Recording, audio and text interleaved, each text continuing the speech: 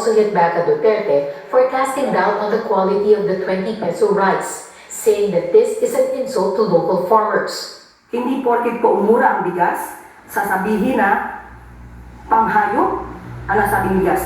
Liliwanagin lamang po natin. Ang ibebentang bigas ay yung bigas po na nabibili ngayon sa halagang 33 pesos.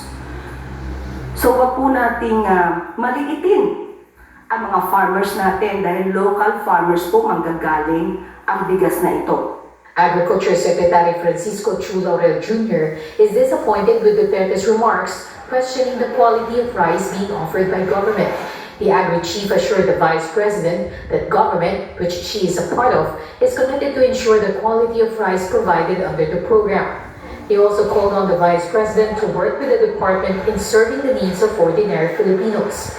The Samang Industriya ng Agrikultura also defends the initiative. 50% of the voters is Luzon, no? Visayas is around 23%. Kung talagang politically motivated ito, bakit siya magta-target na mas maliit na area? Hindi ito pagkain ng hayop. So, kung may 15 pesos silang ibibigay, I don't think na yung pangit ang ibibigay sa ating mga consumer.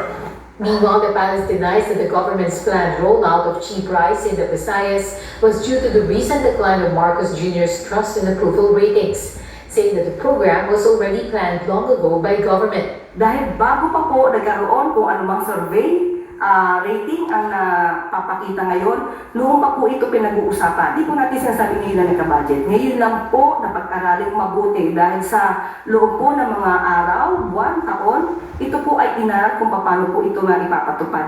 Ngayon po, nakita po nila sa kanilang pag-aaral na maaari pong ibigay sa pamamagitan din po ng pagbibigay ng subsidiya.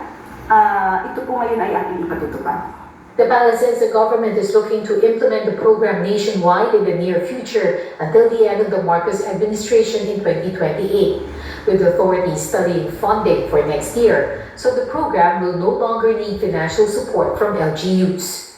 Pia Gutierrez, ABS-CBN News.